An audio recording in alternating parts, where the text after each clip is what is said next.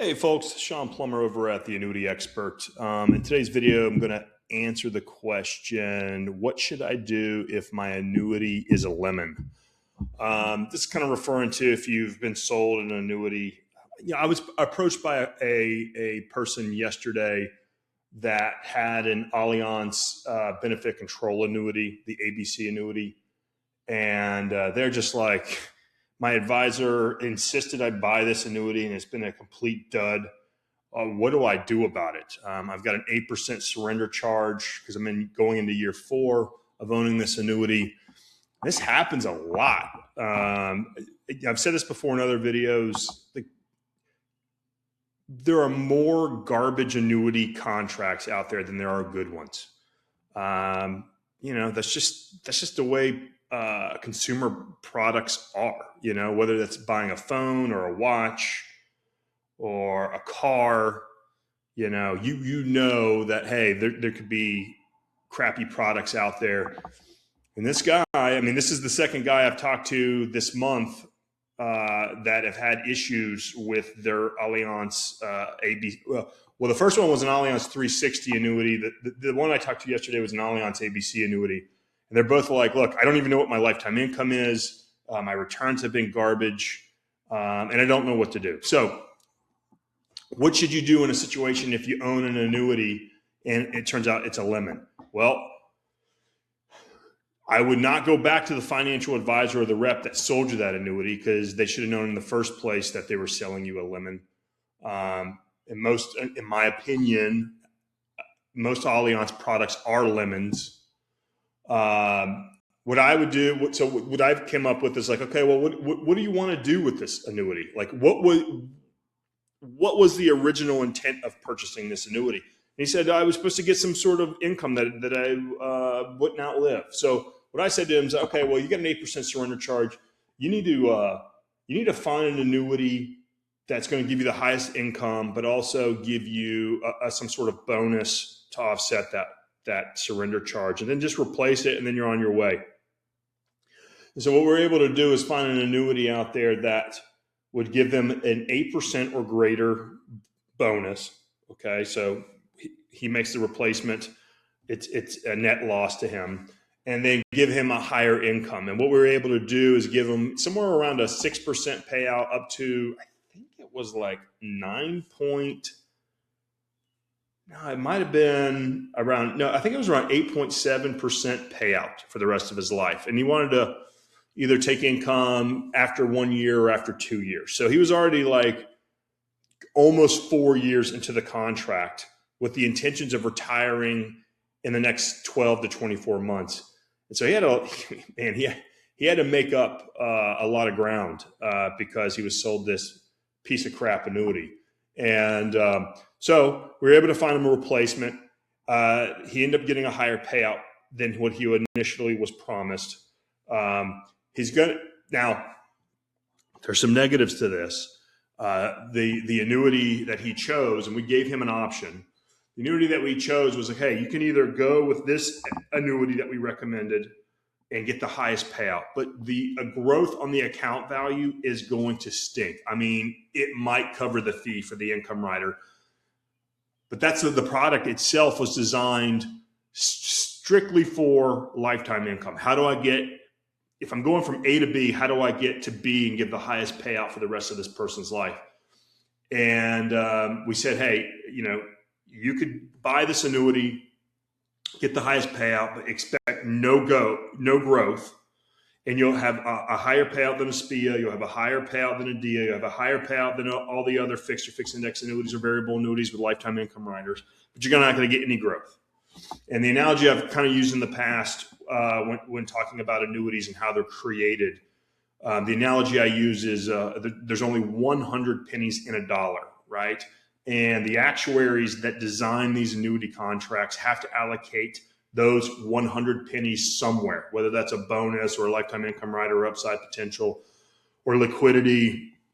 In this annuity, most of those 100 pennies are allocated to the highest income, and you're giving up the growth. And so he's like, I'm cool with that. I originally bought this for the income that I could never outlive, and I'm okay with that. We did give him, just for the record, we gave him a second option, but the income, and this is to kind of tell you the difference. If he would have chose the second best thing, it would have been $5,000 less. And this was off of about $460,000 of premium. It would have been $5,000 less a year for a lifetime income, but to get more upside potential, right?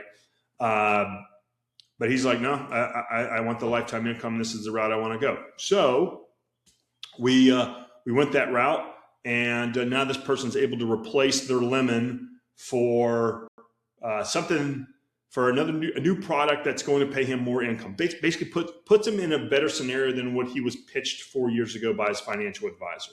Okay. Now, you're probably asking yourself, why was this person sold a lemon in the first place? And I asked that person yesterday about, what was the original intent on buying the Allianz annuity. His response was, I don't really know. I mean, the financial advisor really insisted that I buy this annuity, as maybe it was to earn a nice commission off of it. And that could be true. It could be a hefty commission that person was trying to sell him on. But I've said this before in other videos. Financial advisors, when they sell annuities, they're restricted to a tiny, tiny, tiny, tiny list of annuity products. In most cases, not all cases, but most cases. Why is that? Well, their bosses, or they're not necessarily, they're kind of like bosses. They have to, the financial advisors have to report to either a broker dealer or a higher firm. So if you look, you work for some of these big box financial advisory firms, there's somebody they have to report to. And those folks are the gatekeepers to decide which annuities they recommend and which ones they don't. A lot of times it's insurance company ratings, but a lot of times it's money, right? What are their higher ups? How much money that they're going to make, right? And so they'll say, here at the Annuity Expert, we're an independent annuity broker. We've got the largest selection of annuities out there in the United States. I think we're clocking in just over 1,500 different annuity contracts. They'll narrow that down to about 20, and they'll say, hey, we're going to sell these products and these products alone. And if you don't like it, tough cookies will catch. You have to sell what's on the truck. And I think that might have been the case. Or this financial advisor might have been brainwashed that, Allianz, which by the way, Allianz is a fantastic company. They're massive. The stability and the strength there. If I stacked up all the insurance companies that sold annuities, they'd be top of the list of who is likely to stay in business for the next 100 years. Okay. So don't want to knock Allianz as a company. They're great. I used to work for Allianz, okay? But their products, middle of the road at best. At best. I mean, I could go head to head with any Allianz product with other companies that have been around for 100 years. Your North Americans, your Midlands, and destroy them all day long. But they're a good company. But their products just stink. They're just... So, and I don't mean to bash on it, but the reality is this is your bottom line. You were investing a lot. This person invested $460,000 of their nest egg in this Allianz product, and it has returned them hardly anything. And they don't know what the income is. And the payout percentages are like around 6%, where they could be getting 8 to 10%. It was a lemon. And that's the name of the game with annuities and most consumers don't know. So hopefully this video will tell you if your annuity isn't a lemon, don't go to your financial advisor because you're just going to be put in the same situation. Go to an independent annuity broker, someone who has a large selection of annuity products, and just compare apples to apples. Like, hey, is my old annuity a piece of crap? And should I replace it with a new one? Am I going to get more income if I replace that annuity? Am I going to get more upside? Am I going to get a bonus? Am I going to get more liquidity? Is it going to be better off for me, the individual, the buyer, bottom line? Is it going to be better, right? Do that and you should be good to go. But use an annuity broker. Don't use a financial advisor, because you're going to end up being recommended the same crappy annuities that you were before. That's just all there is to it. If you have any questions about that, leave a comment below, like, subscribe, and we'll catch you on the next video. See ya.